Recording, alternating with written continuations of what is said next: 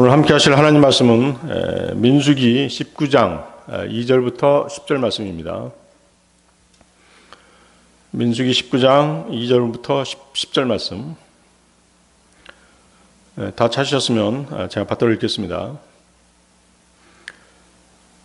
주가 명령한 율법의 규례가 이러하니라. 내가 이르노니 이스라엘 자손에게 말하여 그들이 점도 없고 흠도 없고 결코 멍에를 매지 아니한 붉은 암송아지를 내게로 끌어오게 하고 너희는 그것을 제사장 엘르아살에게 줄 것이요 그는 그것을 진영 밖으로 끌고 가서 사람을 시켜 자기 얼굴 앞에서 그것을 잡게 할지니라. 제사장 엘르아살은 자기 손가락에 그것의 피를 찍고 회중의 성막 앞에서 똑바로 그것의 피를 7번 뿌리며 그 암송아지를 자기 눈앞에서 태우게 하되 그것의 가죽과 고기와 피와 똥을 태우게 하고 제사장은 백향목과 우슬초와 주홍색 실을 취해 암송아지를 태우는 불 가운데 그것을 던질 것이며 그 뒤에 제사장은 자기 옷을 빨고 물로 자기 살을 씻은 뒤에 진영에 들어갈지니 제사장은 저녁까지 부정하리라. 그것을 태우는 자는 자기 옷을 물로 빨고 물로 자기 살을 씻을 것이요 저녁까지 부정하리라. 또 정결한 자가 암송아지의 죄를 거두어 진영 밖에 정결한 곳에 둘 것이요 또 이스라엘 자손 회중을 위해 그것을 간직하여 거룩히 구분하는 물에 쓰게 할지니 그것은 죄를 정결하게 하는 것이니라. 암송아지의 죄를 거두는 자는 자기 옷을 빨 것이며 저녁까지 부정하리니 그것은 이스라엘 자손과 그들 가운데 머무는 타국인에게 영원한 법규가 되리라.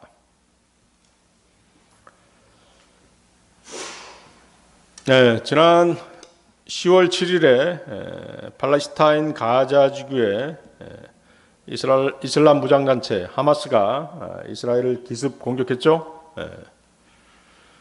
SNS에는 납치된 젊은 이스라엘 여성이 울면서 살려달라고 애원하는 모습, 또 납치 후 살해된 사람들의 시신들, 닭장 같은 곳에 갇힌 이스라엘 어린이들, 피를 철철 흘리며 끌려가는 여성의 모습 등이 여과 없이 올라오고 있었습니다. 어린아이도 참수되어 희생되었다는 잔혹한 이미지와 내용도 보입니다. 대부분의 게시물은 극심한 공포의 확산을 노리는 하마스 측이 올린 것으로 추정하고 있습니다. 이것은 극단주의 이슬람 국가 ISIS, 또 헤즈볼라 등 이슬람 테러 조직들이 흔히 써온 수법입니다. 이스라엘 방송들은 가자지구 인근 키부츠 등에서도 최소 100여 명이 하마스에 의해 학살되고 또 그 학살된 사람들 가운데는 참수된 여성과 아이들의 시신도 나왔다고 분노의 목소리를 전했습니다. 방송과 SNS를 통해 전해진 잔혹한 장면들은 이스라엘의 여론에 기름을 부어서 이에는 이, 눈에는 눈, 피에는 피라는 잔인한 복수를 부추기는 분위기입니다. 이스라엘군은 가자 지구를 완전히 포기하고 매일 100여 번의 폭격을 가하고 있습니다. 이스라엘과 팔레스타인 간에 오랜 기간에 걸쳐 형성된 서로를 향한 뿌리 깊은 증오가 피해 보복으로 분출되고 있는 상황입니다. 이스라엘과 팔레스타인에 70여 년간 축적된 보복의 역사를 상징하는 건축물이 있습니다. 무엇이죠? 알-아크샤 사원과 황금돔 사원이 바로 그것입니다. 특히 그 황금돔 사원의 위치는 이른바 그 성전산이라고 하면 이제 그 모리아산이죠. 아브라함이 이삭을 바치기 위해 제단으로 사용한 아브라함의 돌이 있는 장소가 바로 황금돔 사원 자리입니다. 이스라엘이 로마의 멸망에서 세계로 뿔뿔이 흩어졌을 때 모슬렘들이 그곳을 차지해서 그 사원을 지은 것입니다. 그 후에 무슬림들은 황금돔 사원 옆에 자신들의 선지자 무함마드의 승천을 기념해서 알-아크샤 사원을 따로 건축했습니다. 그러나 그것은 전통적으로 유대인의 성전터인 것입니다. 자, 제1성전은 솔로몬 성전이죠. 그 다음에 제2성전은 수룹바벨 성전입니다. 바빌론의 포로로 끌려간 후에 무너진 성전을 건축해서 지은 것이 이제 수룹바벨 성전이고, 이것이 제2성전입니다. 그래서 이 수룹바벨 성전을 증축한 성전이 이제 헤롯 성전이죠. 그래서 헤롯 성전까지가 제2성전이 되는 것입니다. 그런데 이제 그것마저도 어떻게 됐어요? AD 70년 로마의 티투스 장군 때 완전히 돌 위에 돌 하나도 남지 않고 모두 다 무너져 버렸죠. 예수님의 예언대로 그렇게 돼버린 것입니다. 그래서 유대인들은 바로 그 자리에 제3성전을 다시 세우고자 하는 것입니다. 장차 제3성전이 세워지면 그곳에 대환란 때가 되겠죠. 적그리스도가 그 자리에 앉아서 자칭 자신이 하나님이라고 주장하게 될 것입니다. 그래서 장차 세워질 유대인의 제3성전은 황금돔 사원 혹은 그 근처에 세워지게 될 것입니다.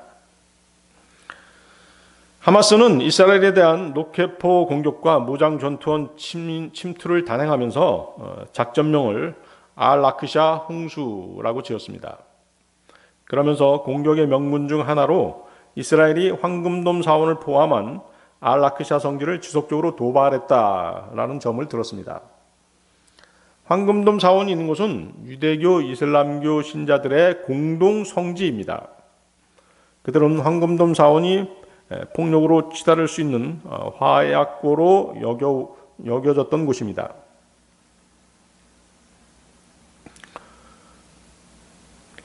왜냐하면 황금돔 사원이 위치한 그 장소를 두고 서로를 향한 증오를 거듭 드러내 왔기 때문인 것이죠. 이스라엘은 그곳을 유대인 제3성전이 세워질 장소로 여기고 있었기에 황금돔 사원과 알-아크샤 사원은 눈에 가시 같은 그런 건축물이었던 것입니다. 크고 작은 충돌이 끊이지 않는 가운데서도 양측은 최악의 상황이 연출되지 않는 타협안으로 서로 간의 갈등을 조절해 왔었습니다. 유대인과 기독교인은 황금돔 사원 지역을 방문할 수는 있지만 기도와 예배는 하지 못한다는 중재안이 그것입니다. 그러나 제한 없는 성전산 방문을 원하는 유대교 초정통파와 이스라엘 민족주의 강경파들은 이에 큰 불만을 표출해 왔던 것이죠. 그러다가 지난해 12월 베냐민 네타냐후 총리가 집권을 위해 극우 성향 정당들과 손을 잡으면서 이 균형이 깨지기 시작한 것입니다. 지난 1월 극우 정당 출신 벤그비르 국가안보 장관의 황금돔 사원 방문 사건은 그 기폭제가 되었습니다. 그는 당시 트위터에 사원은 모든 사람들에게 개방되어 있다. 시대가 변했다는 것을 아랍인들에게 이해시켜야 한다라고 글을 올렸던 것이죠. 팔레스타인과 주변 아랍국들은 거세게 반발했고 지난 4월 이스라엘 경찰의 사원 진입은 팔레스타인 강경파가 들고 일어날 명분을 만들어주게 되었습니다.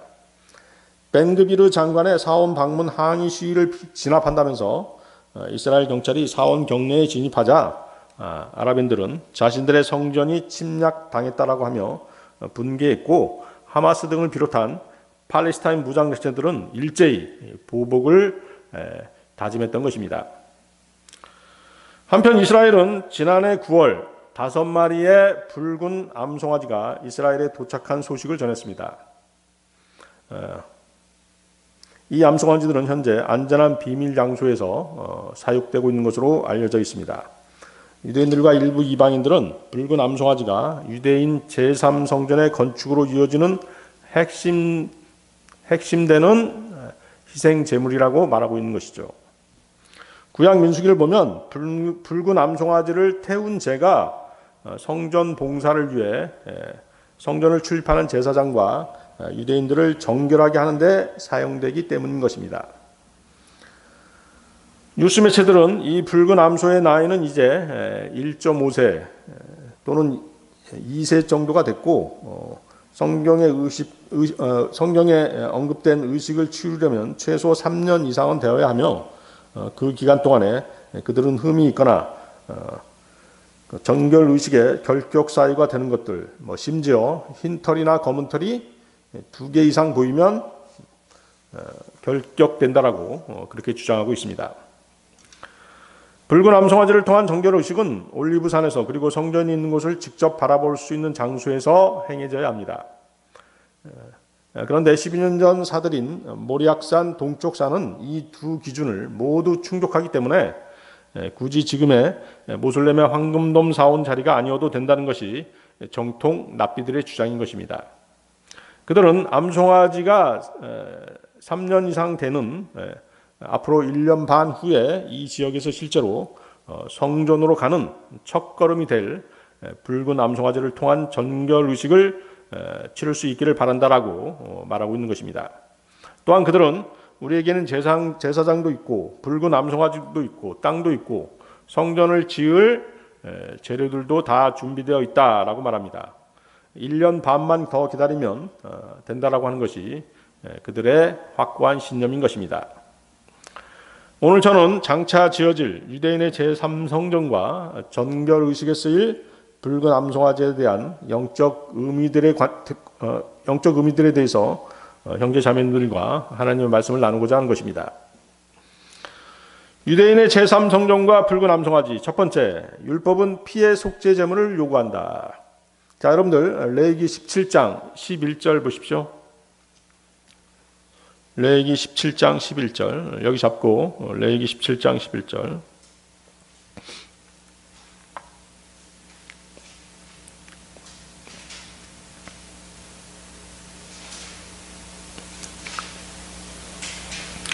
찾으셨으면 제가 받도록 읽습니다. 이는 육체의 생명이 피에 있기 때문이니라. 내가 피를 너희에게 주어 제단 위에 뿌려 너희 혼을 위해 속죄하게 하였나니 피가 혼을 위해 속죄하느니라. 하나님의 말씀인 성경은 인간의 죄를 씻는 유일한 수단이 피라고 말씀하십니다. 사람이든 동물이든 그 생명은 피에 있습니다. 육체의 피는 아직도 신비에 쌓여 있습니다. 많은 과학자들이 피의 중요성을 깨닫고 피를 만들려고 연구하고 노력했지만 똑같은 피를 만들어내지 못하고 있습니다. 단지 유사혈액이라고 해서 피가 가진 성분과 비슷한 액체를 만들어내고 있을 뿐입니다.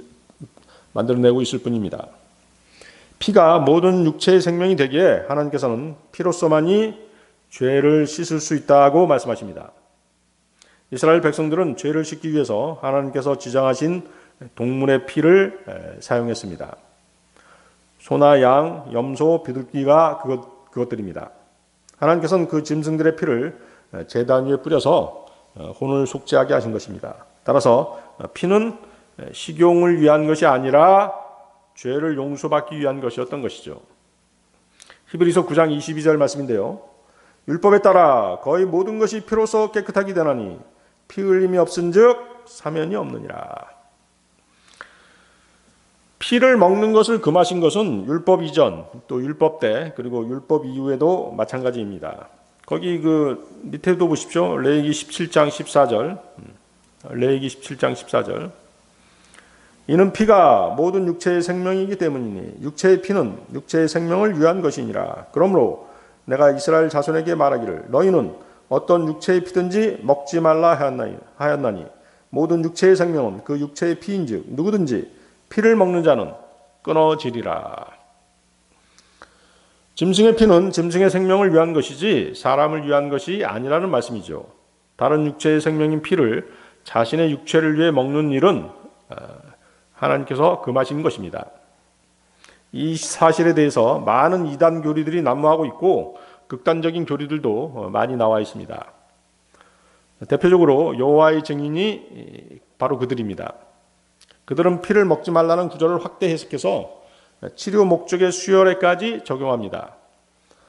그들은 당장 피가 부족해서 죽게 되었는데도 불구하고 수혈을 거부합니다. 이스라엘은 짐승을 잡아 피를 뺀 후에 사체에 소금을 뿌려서 남아있는 피를 제거하기까지 합니다.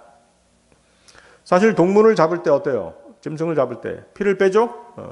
피를 빼지 않으면 피가 시커멓게 돼가지고 고기조차도 먹기 어렵게 되기 때문에 피를 빼게 돼 있습니다. 근데 이제 이스라엘은 더 철저하게 피를 뺀 다음에 또 소금까지 뿌려서 남아있는 피가 소금에 배어 나오도록 그렇게 해서 요리해 먹는 것입니다. 그런데 이제 성경에서 말씀하시는 피를 먹지 말라는 명령은 뭘 먹지 말라는 것이에요? 생피를 먹지 말라는 뜻입니다. 짐승의 생피가 몸에 좋다고 하면서 사슴 농장 같은 데 찾아가서 피를 받아 먹거나 도살장에 가서 막 잡은 짐승의 피를 마시는 것이 죄가 되는 것입니다. 우리가 음식을 조리하다 보면 알게 모르게 피가 섞일 수 있죠. 그런 것은 뭐 조리에서 익힌 피이기 때문에 아무런 문제가 없는 것입니다. 이런 사실들 말고도 하나님께서 생피를 마시지 못하게 하신 우리가 알지 못하는 또 다른 분명한 이유가 있을 것이라고 저는 생각하는 것입니다. 그것은 생피 속에 있는 영양 성분보다 유해 성분이 더 많다는 연구 논문 외에도 우리가 알지 못하는 어떤 이유가 있기 때문에 하나님께서 피채 먹는 것을 금하신 것입니다. 창세기 9장 3절에서 6절입니다. 창세기 한번 보십시오. 창세기 9장 3절에서 6절 말씀. 창세기 9장 3절에서 6절 말씀. 살아서 움직이는 모든 것은 너에게 먹을 것이 될 것이요 푸른 채소와 같이 내가 모든 것을 너에게 주었노라. 그러나 너희는 고기를 그것의 생명과 함께 곧 그것의 피와 함께 먹지 말지니라. 내가 반드시 너희 생명에 너희 피를 요구하리니 모든 짐승의 손에서 그것을 요구할 것이요 사람의 손에서 곧 각 사람의 형제의 손에서 사람의 생명을 요구하리라. 누구든지 사람의 피를 흘리는 자는 사람에 의해 자기 피를 흘리리니 이는 하나님이 자신의 형상으로 사람을 만들었기 때문이니라. 자, 이 말씀은 누구에게 주어진 것이죠? 대홍수 이후 방주에서 나온 노아에게 주신 말씀이죠. 거기 3절 보십시오. 9장 3절. 살아서 움직이는 모든 것은 너희에게 먹을 것이 될 것이요. 자, 그래서 창세기 9장에서 무엇이 허용된 것이에요? 비로소 인간에게 육식이 허용된 것입니다. 거기 4절도 보십시오. 피와 함께 먹지 말지니라. 생명의 피를 먹는 행위가 율법 이전부터 금지되었던 것입니다. 동일한 경고가 레위기 17장의 율법 하에서 또 사도행전 15장 은혜 시대에도 마찬가지로 하나님의 명령으로 주어졌습니다. 그래서 여러분들은 생피를 먹는 것을 금하셔야 되는 것입니다. 조심하셔야 되는 것이죠. 우리나라 사람들 잘 먹는 음식 있죠. 피채 먹는 음식. 그런 음식들이 있습니다. 그렇죠? 뭐 소고기 육회라든가 이런 것들 좋아하는 사람들이 있는데 거기 생피잖아요. 그렇죠? 그런 것들을 먹으면 안 되는 것입니다. 그러니까 조리된 음식은 괜찮습니다. 그러니까 이제 뭐 이런 거 물어보는 사람이 있어요. 선짓국 같은 거 먹어도 돼요, 안 돼요? 뭐 이런 거 물어보는 사람 있잖아요. 사실 먹어도 돼요. 왜냐하면 그건 생피가 아니잖아요.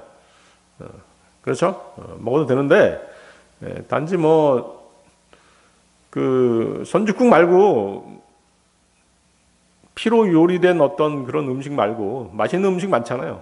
굳이 찾아다니면서 뭐 피로 조리된 음식을 먹을 이유는 없을 거라는 생각을 합니다.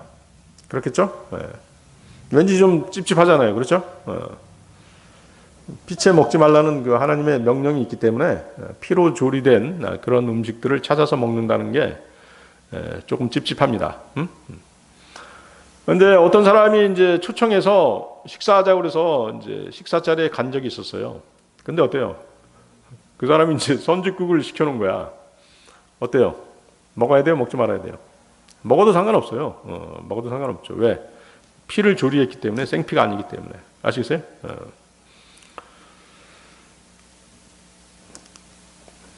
이해하셨죠? 자, 그래서 이 피와 함께 먹지 마, 생피를 먹지 말라고 하는 이 명령은 성경에 나와 있는 아주 잘 알려진 하나님의 경고 중 하나인 것입니다. 그럼에도 불구하고 로마 카톨릭은 어때요?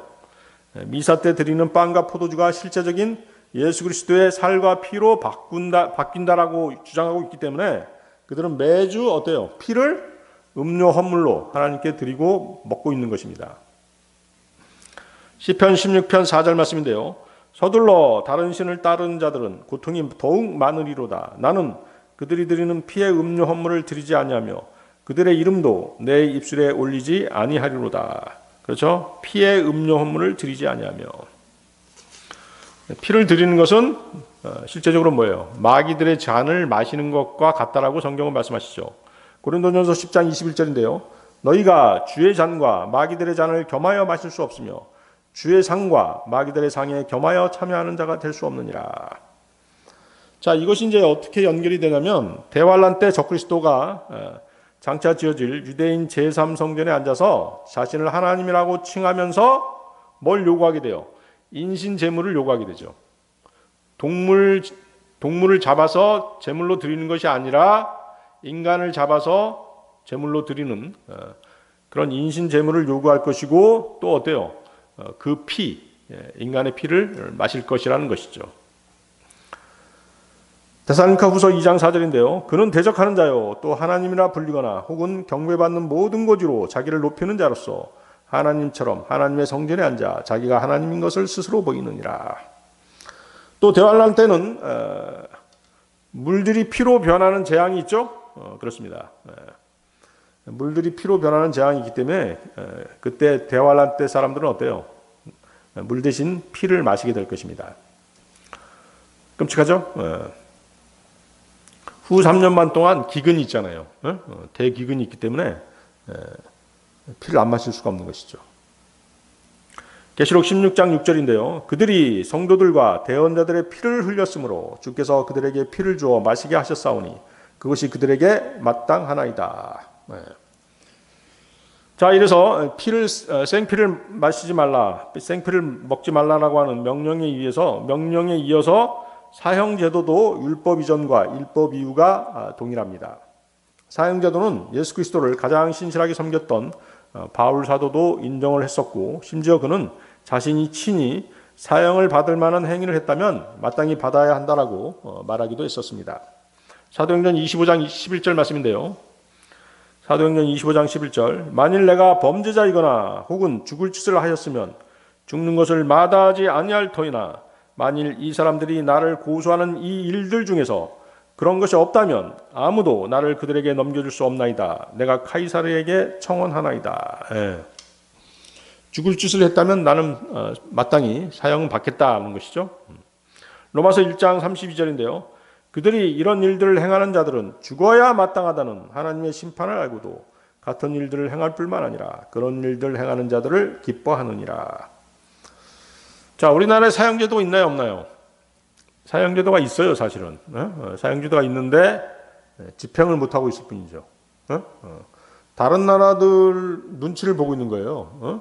뭐 인권이니 뭐니 해가지고 사형 집행을 안 하고 있는 것입니다. 그래서 오늘날 사형제도를 없애려는 사람들은 살해된 사람들의 피로 그 땅 전체를 더럽힌 것이기 때문에 그거에 대한 책임을 져야 될 죄인들이라고 성경은 말씀하시는 것입니다. 민수기 35장 30절에서 33절 말씀인데요. 사람을 죽이는 자가 누구든지 증인들의 입에 의하여 그 살인자를 죽일 것이나 한 증인이 어떤 사람을 대적하며 증언하여 그가 죽게 하지는 말지니라.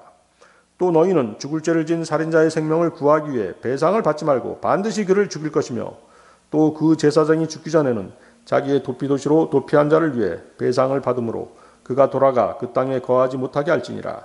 이와 같이 너희는 너희가 거하는 땅을 더럽히지 말지니라. 피는 땅을 더럽히나니 피가 흘려진 땅은 그 피를 흘리게 한 자의 피로 말미암지 않고서는 그 피로부터 깨끗하게 될 수 없느니라.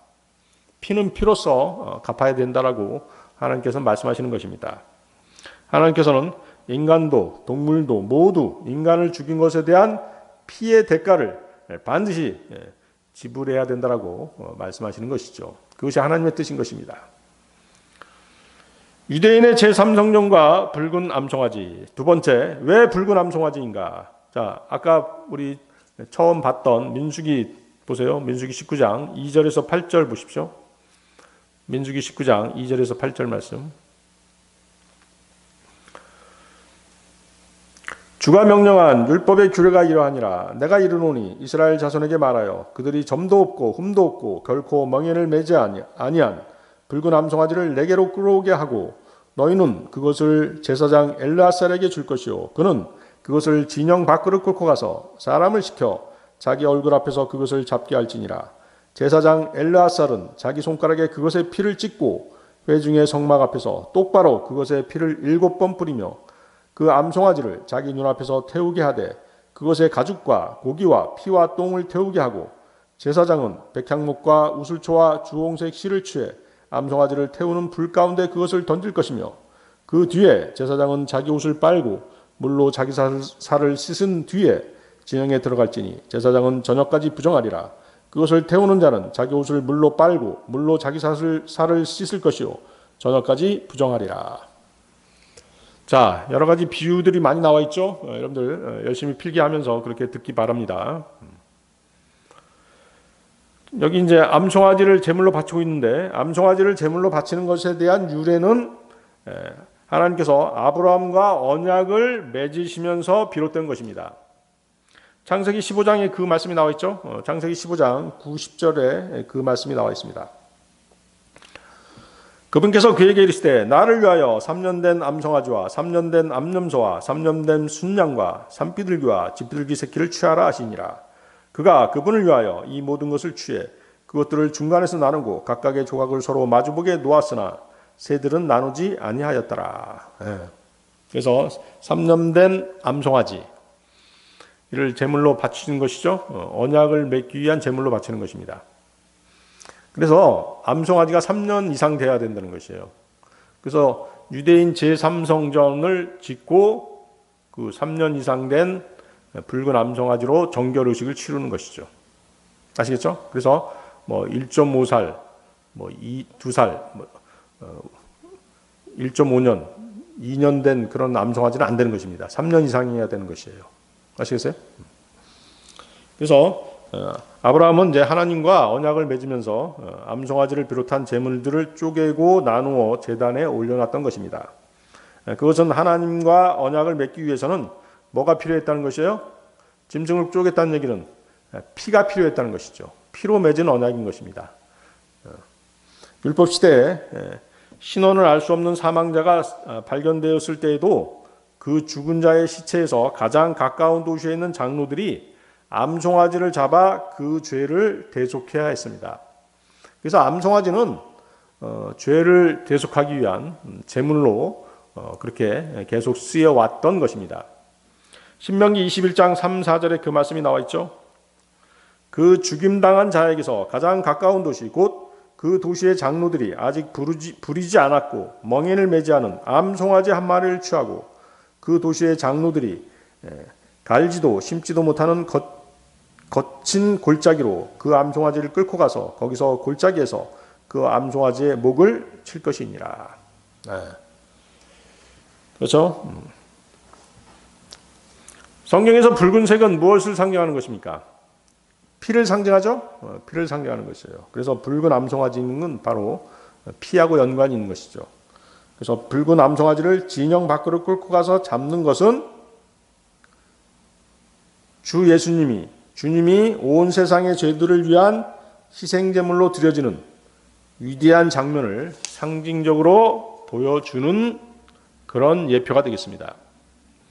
따라서 희생제물이 붉은 암송아지인 이유는 온 세상의 죄를 제거하기 위해 피를 흘리신 주님을 정확하게 예표해 주는 것입니다. 히브리서 13장 11절 13절 말씀입니다. 그 짐승들의 피는 죄로 인하여 대제사장이 성소 안으로 가지고 들어가고 그것들의 몸은 진영 밖에서 불사르나니 그러므로 예수님께서도 친히 자신의 피로 백성을 거룩히 구별하시려고 성문 밖에서 고난을 당하셨느니라. 그런즉 우리가 그분의 치욕을 짊어지고 진영 밖에 계신 그분께로 나아가자. 구약의 제사장들은 번제단에서 잡은 짐승의 피를 성소 안으로 가지고 들어갔습니다. 누구에게 보여주기 위해서 그런 것이죠? 하나님께 보여주기 위해서 그렇게 하신 것이죠? 그렇게 한 것이죠? 예수님은 제단에서 드려지는 붉은 암송아지가 바로 예수님을 상징하는 것입니다. 그런데 왜 그분은 성소에서 드려지지 않고 진영 밖에서 드려주셔야 했을까요? 왜 그렇게 된 것이죠? 율법에 따르면 성막에서 동물을 잡으면 그 피는 성소로 가져가고 불결한 것들은 진영 밖에서 태운다라고 되어 있습니다.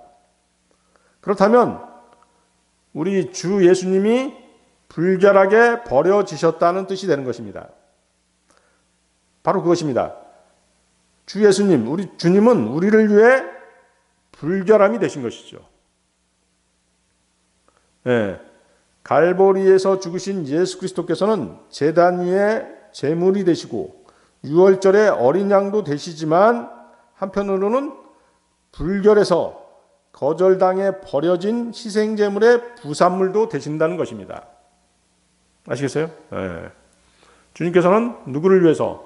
우리를 위해서 철저하게 불결한 사람들로부터 외면당하는 그런 짐승의 부산물이 되신 것입니다.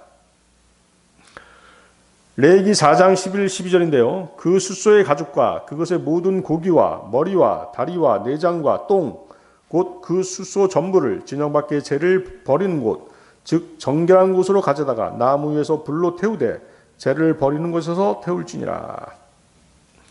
예수님께서 우리를 위해 뭐가 되셨어요? 죄와 저주가 되셨으며 또 주님은 사탄의 자리에서 사탄과 같은 모습으로 저주를 받으셨던 것입니다. 주님이 저주를 받으셔야 될 이유가 없잖아요. 그렇죠? 누가 저주를 받아야 돼요? 사탄이 저주를 받아야죠. 그렇지만 우리의 죄값을 대신해서 우리의 죄를 대신해서 주님께서 대신 저주를 받으신 것입니다. 요한복음 3장 14절이죠. 모세가 광야에서 뱀을 든 것 같이 사람의 아들도 반드시 들려 하리니. 그렇죠? 광야에 어떤 일이 있었죠? 이스라엘 백성들이 불평불만하고 죄를 짓자 어떻게 했어요? 하나님께서 뭘 보내셨어요? 불뱀들을 보내셨죠? 불뱀을 물려서 사람들이 죽게 됐죠. 그러자 하나님께서 다시 모세에게 뭘 만들으라고 하셨어요? 놋뱀을 만들라고 하셨죠? 놋뱀을 만들어서 그 놋뱀을 쳐다보는 사람들은 어때요? 살리라. 살려주셨죠. 바로 그 주님이 바로 뭐가 돼요? 십자가에서 뭐가 되신 거예요? 놋뱀이 되신 것이죠. 사탄의 자리에 있게 됨으로써 저주를 대신 받으신 것이죠. 아시겠어요? 네. 갈라디아서 3장 13절입니다. 그리스도께서 우리를 위해 저주가 되사 율법이 저주에서 우리를 구속하셨으니 기록된 바 나무에 달리는 모든 자는 저주 받았느니라 하였느니라. 정확하죠? 주님께서는 십자가에 달리신 것이에요. 하나님의 저주가 되신 것이죠. 예수님은 우리를 위해 뱀이 되시고 저주가 되시고 죄가 되신 것입니다. 주님은 우리의 죄 때문에 하나님께 버림받으신 것입니다. 마태복음 27장 46절입니다. 9시쯤에 예수님께서 큰 소리로 외쳐 이르시되 엘리 엘리 라마 사박다니 하시니 이것은 곧 나의 하나님이여 나의 하나님이여 어찌하여 나를 버리셨나이까. 그분은 거절당해 진영 밖에 버려주신 것입니다. 주님은 문둥병자와 같은 취급을 당하셨습니다.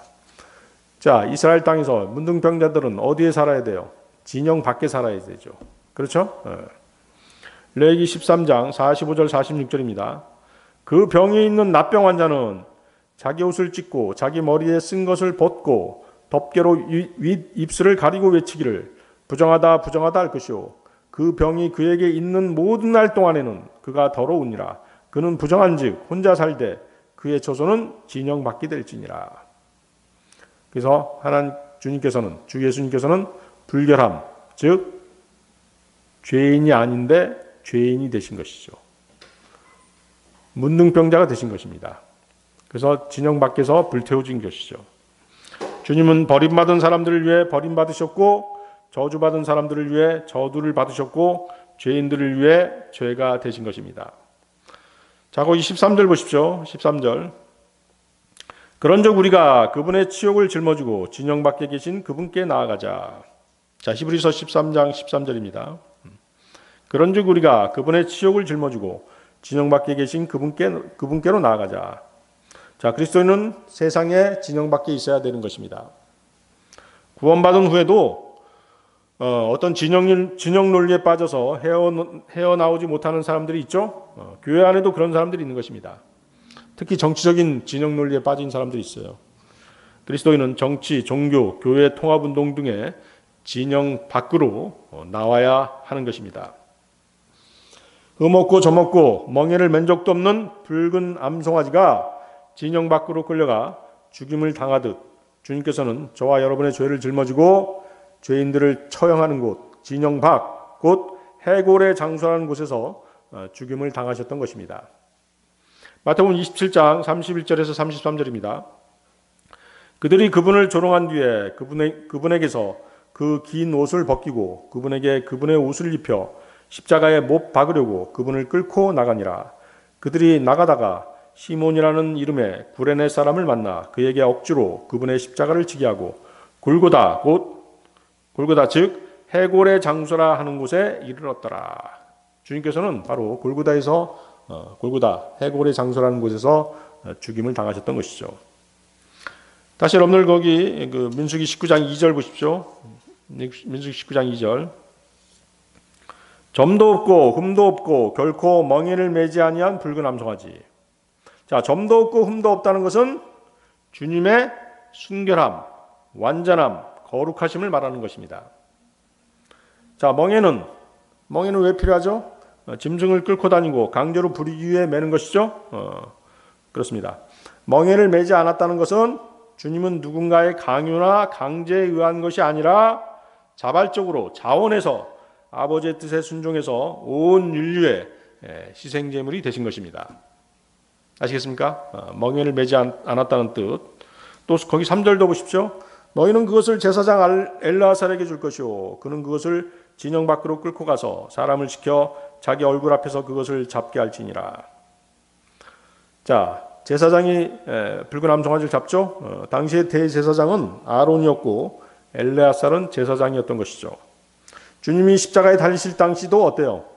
대제사장은 가야바였고 주님은 제사장들의 손에 잡혀 죽임을 당하셨던 것입니다.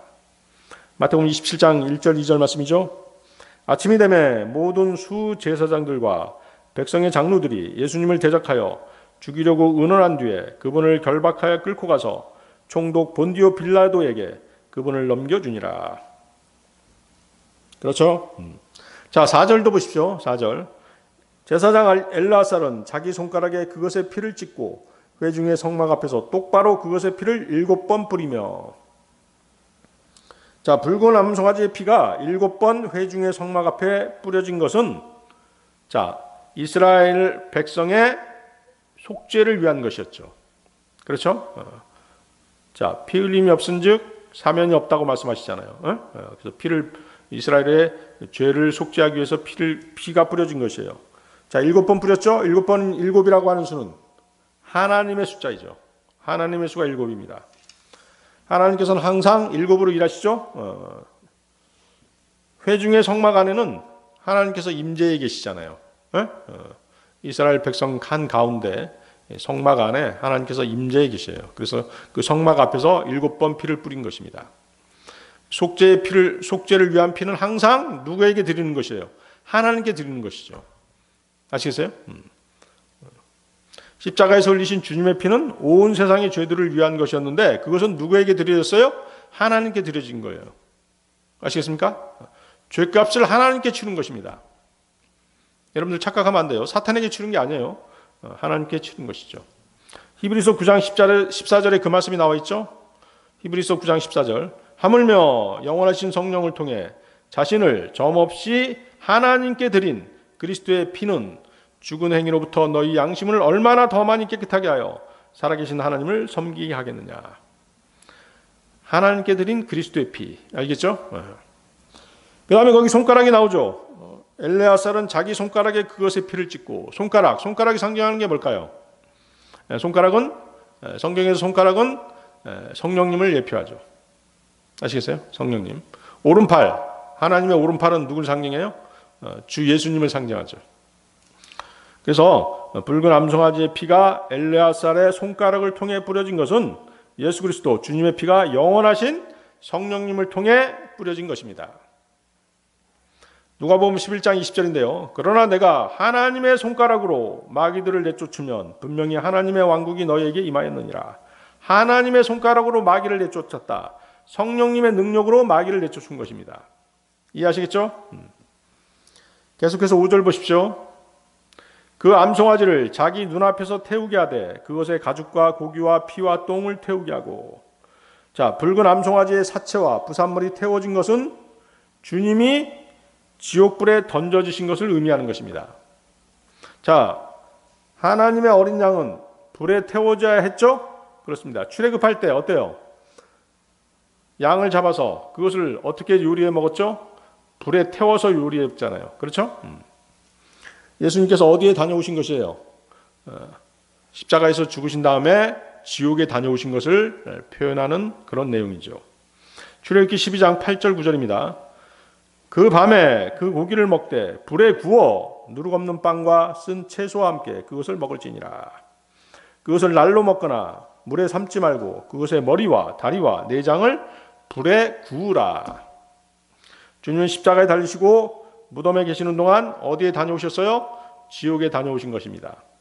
베드로는 이스라엘 백성들 앞에서 주님의 죽음과 부활을 증거할 때 이렇게 얘기를 하죠. 사도행전 2장 27절인데요.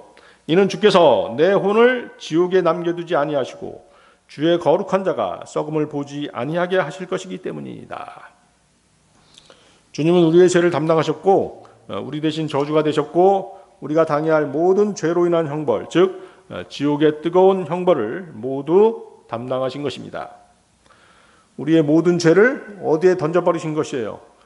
지옥불에 던져버리신 것이죠. 주님의 흘리신 피로 인해 우리는 죄의 씻음을 받았고 주님의 고난과 지옥불에 던져지심을 통해 죄의 권능으로부터 자유롭게 된 것입니다.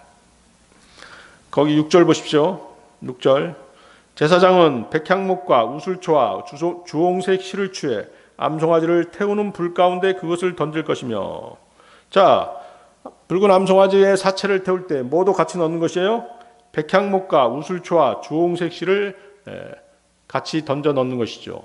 백향목, 우슬초, 주홍색 실은 사실은 납병 환자의 정결 의식에 사용되는 물건들이죠. 우리 예전에 한번 공부했었죠. 문둥병 환자의 정결 의식에 사용되는 물건이 바로 백향목, 우슬초, 주홍색 실인 것이죠. 자, 여러분들 그거 한번 찾아보세요. 예전에 한번 설교했던 내용 레위기 14장 한번 보십시오. 레위기 14장 3절에서 7절 말씀. 레위기 14장 3절에서 7절 말씀.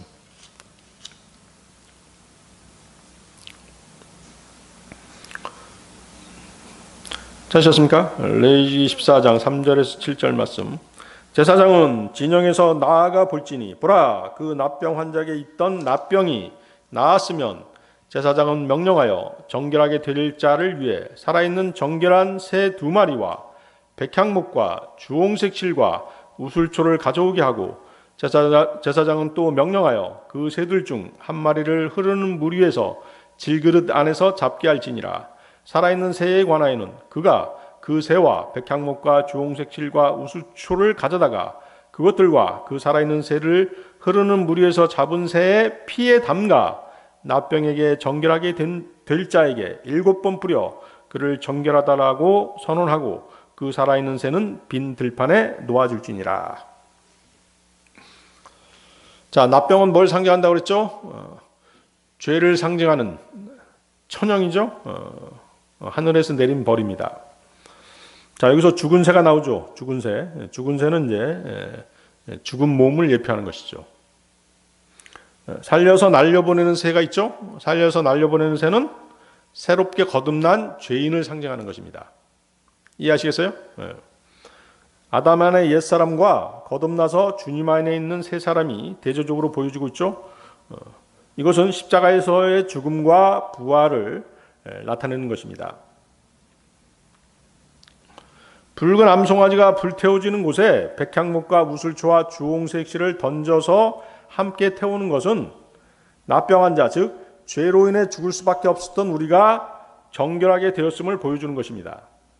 이해하시겠어요? 우리들은 다 납병 환자였잖아요. 죄인들이었잖아요.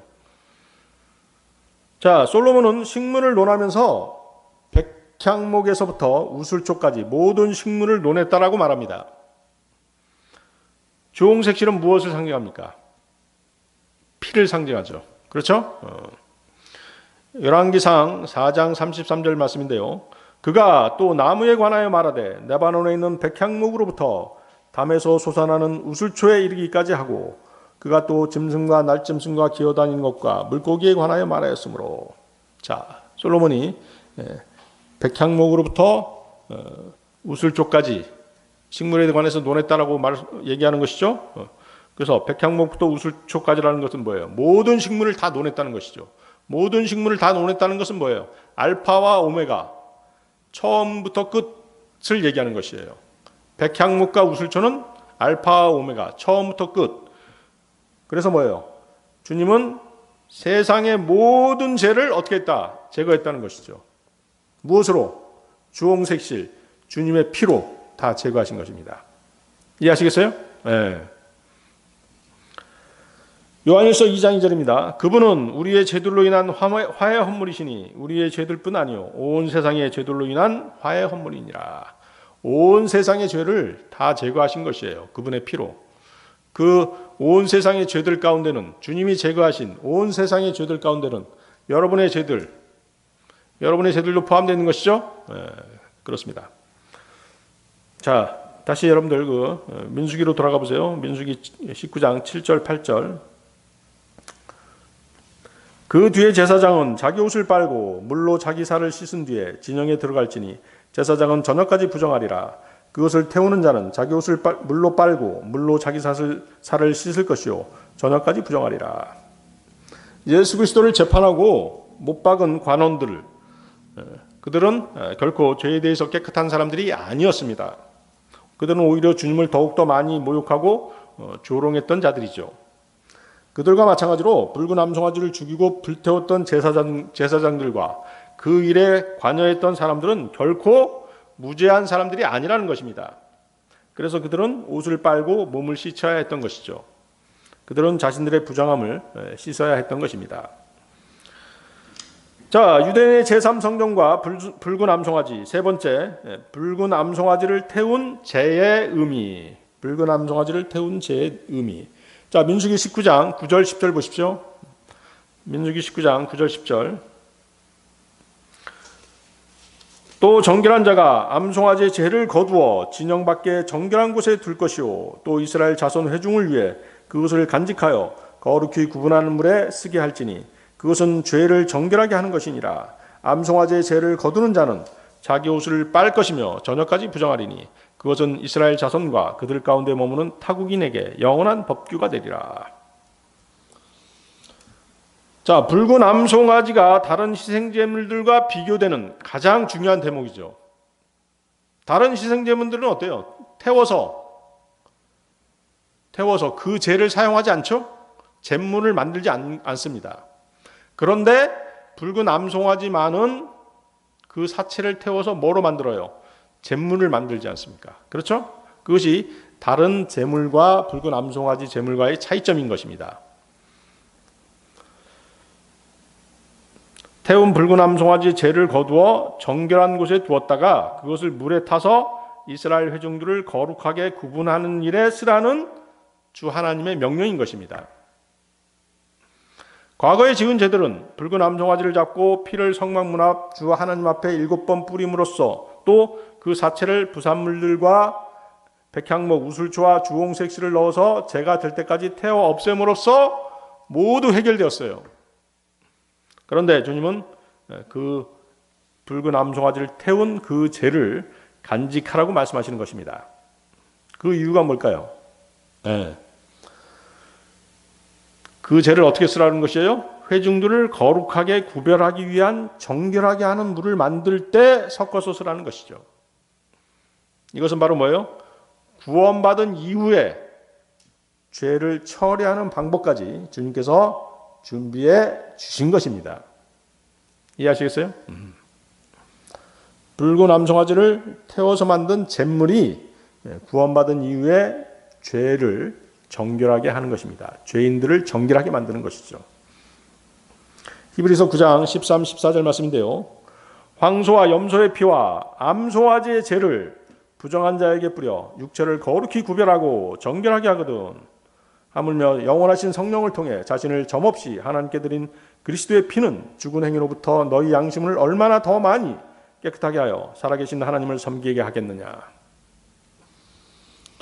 자, 성경에서 물은 무엇을 상징합니까? 성경에서 물은 성령님과 하나님의 말씀을 상징하죠. 요한복음 15장 3절입니다. 이제 너희는 내가 너희에게 일러준 말로 깨끗하게 되었으니. 그렇죠? 잿물하고 뭐하고 연결돼요? 하나님의 말씀하고 연결되죠. 요한복음 7장 38절 39절입니다. 나를 믿는 자는 성경 기록이 말한 것 같이 그의 배에서 생수의 강들이 흘러나오리라 하시니라. 그러나 이것은 그분께서 자기를 믿는 자들이 받을 성령을 가리켜 말씀하신 것이더라. 예수님께서 아직 영광을 받지 아니하셨으므로 아직 성령님께서 주어지지 아니하였더라. 그래서 성경에 따르면 우리의 죄를 씻는 것은 세 가지인데 뭐예요? 주님의 피, 주님의 말씀, 주의 성령이신 것이에요. 아시죠? 이 세 가지입니다. 그리스도인들은 주님의 말씀으로 깨끗하게 된 것입니다. 교회는 말씀을 통해 물로 씻음 받는다고 에베소서 5장 26절은 말씀하시죠? 이것은 그분께서 말씀을 통해 물로 씻음으로 말씀의 물로 씻는 것입니다. 교회를 거룩히 구별하고 정결하게 하려 하시며 그래서 황소와 염소의 피와 암송아지의 죄는 주님의 피와 주님의 말씀을 예표하는 것입니다. 이해하시겠죠? 히브리서 10장 1절입니다. 율법은 다가올 좋은 일들의 그림자는 가지고 있으나 그 일들의 형상 그 자체는 아니므로 그들이 해마다 계속해서 드린 그런 희생물로는 거기로 나아오는 자들을 결코 완전하게 할 수 없느니라. 그렇죠? 율법의 피, 율법의 잿물은 완전하게 하는 것은 아니죠. 무엇이 우리를 완전하게 하는 것이에요? 주님의 피죠. 주님의 피는 양심을 정결하게 합니다. 성도가 옛 육신의 생각과 욕심으로 괴로워할 때 주님의 피를 주장할 수 있는 것입니다. 어떻게 주장하는 것이에요? 주님께서 2000년 전에 갈보리 십자가에서 흘리신 그 피로 제 죄를 용서하지 않으셨습니까? 우리는 다시 한번 이렇게 주님의 피를 가지고 탄원할 수 있는 것이에요. 그래서 죄인은 모든 죄에 그리스도인들은 모든 죄에 주님의 피를 적용할 수 있는 것입니다. 십자가에서 흘리신 주님의 보혈을 상기함으로써 그 보혈을 가지고 주님께 탄원함으로써 죽은 행실에 관한 모든 약하고 죄된 것들로부터 자유로워질 수 있는 것입니다. 주님의 피가 양심을 정결케 한 것이죠. 구약의 동물 제사는 아무리 많이 드려지고 반복적으로 드려도 결코 드리는 사람의 양심에 관해서는 정결케 할 수 없는 것입니다. 그러나 주님의 피, 하나님의 피는 우리의 양심을 정결케 할 수 있는 것입니다. 양심을 괴롭게 하는 어떤 육신적, 영적 싸움에 대해서도 성도는 이 주님의 피를 신뢰해서 자유롭게 되어야 하는 것입니다. 히브리서 10장 3절 4절 말씀입니다. 그러나 그 희생물들에는 해마다 죄들을 다시 생각나게 하는 것이 있나니 황소와 염소의 피가 죄들을 제거하는 것은 불가능하니라. 그렇죠? 동물의 피로는 죄를 제거할 수는 없는 것입니다. 그럼 어떻게 하는 것이에요? 죄를 덮을 수는 있는 것이죠. 덮어줄 수 있는 것입니다. 아시겠어요? 구약 이스라엘 사람들이 수많은 번제를 드리고 수많은 동물의 피를 뿌렸지만 결국 어떻게 돼요? 죄를 덮을 수는 있었지만 죄가 제거되지는 않은 것이에요. 그 죄를 제거하기 위해서 누가 오신 것이에요? 예수님이 오신 것이에요. 아시겠어요? 예수님이 흘리신 피로 비로소 덮어졌던 죄들, 그 죄들이 다 제거된 것입니다. 예수 그리스도 안에 있는 생명은 영원한 생명이기 때문에 그분의 피는 매번 드리는 동물의 피와는 다른 것입니다. 주님의 피는 우리를 사망의 몸에서 건져내서 혼이 구원받게 할 뿐 아니라 우리를 옛사람의 행실들로부터 벗어나서 양심을 깨끗하게 해주시는 것입니다. 거기 히브리서 9장 14절 다시 보세요. 히브리서 9장 14절. 히브리서 9장 14절 보십시오. 거기 시제가 어떻게 돼 있어요? 항상 현재 시제죠. 현재 시제로 돼 있죠. 주님의 피는 우리를 항상 언제나 깨끗하게 해주신다라고 명시되어 있는 것입니다. 거기 9장 14절 다시 읽어보겠습니다. 하물며 영원하신 성령을 통해 자신을 점없이 하나님께 드린 그리스도의 피는 죽은 행위로부터 너희 양심을 얼마나 더 많이 깨끗하게 하여 살아계신 하나님을 섬기게 하겠느냐. 주님의 보혈의 능력은 지금 셋째 하늘로 옮겨져서 우리의 구속의 보증이 되고 있는 것입니다. 지금도 우리는 믿음 가운데서 주님의 피의 효력이 믿음 생활의 모든 면에 미치도록 간구할 수 있고 양심을 깨끗하게 해주시도록 간청할 수 있는 것입니다. 또한 주님은 우리를 위해 피를 흘리셨을 뿐만 아니라 우리를 위한 죄를 섞은 물, 잿물이 되십니다. 그래서 언제든지 우리의 죄와 허물과 불법을 주님의 말씀으로 씻어주시는 것이죠. 성령님께서 또 우리를 감동 감화시켜서 우리를 씻어주시는 것입니다. 구원받은 이후에 성도는 세상에 사는 동안 발이 더럽혀질 수 있죠? 발이 더럽혀질 수 있습니다. 세상을 돌아다니다 보면 발이 더럽혀질 수 있습니다. 요한복음 13장 10절 말씀인데요. 예수님께서 그에게 이르시되 이미 씻긴 자는 모든 것이 깨끗함으로 발밖에 씻을 필요가 없느니라. 그렇죠? 구원받은 이후에 짓는 죄를 말씀하시는 것입니다. 주님은 언제든지 우리가 죄를 자백하면 말씀의 물로 씻어주시는 것입니다. 붉은 암송아지 제물로 자신을 씻은 사람은 주님의 말씀의 물로 자신의 더럽혀진 발을 씻은 사람인 것이죠. 자, 오늘 설교의 결론입니다. 여러분들 민수기 19장 20절 한번 보십시오. 민수기 19장 20절.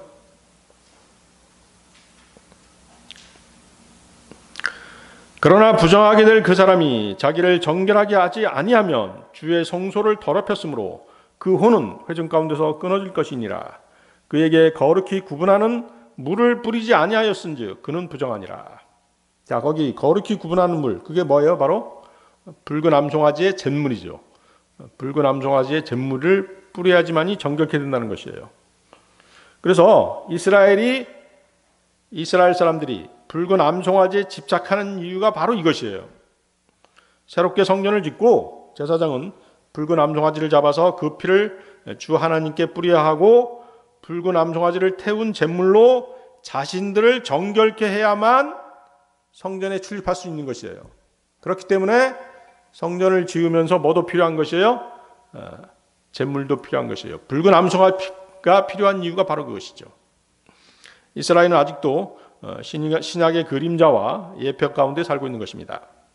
붉은 암송아지를 대신해서 주님이 육신을 입고 오셔서 피를 대신 흘려주셨고 그 위에 짓는 모든 죄들은 말씀의 물로 씻어주고 계십니다. 그러나 이스라엘은 주님을 거부했기 때문에 여전히 실물이 아닌 모형에 집착하는 것이죠. 그들은 새로 성전을 짓고 붉은 암송아지 피와 그것을 태운 잿물을 원하고 있는 것입니다.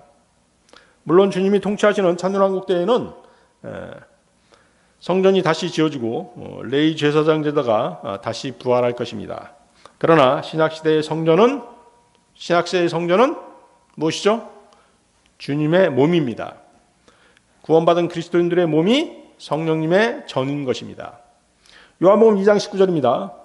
예수님께서 그들에게 대답하여 이르시되 이 성전을 헐라 사흘 안에 내가 그것을 일으켜 세우리라 하시니 이에 유대인들이 이르되 이 성전을 짓는데 46년이 걸렸거늘 내가 그것을 사흘 안에 세우겠느냐 하더라.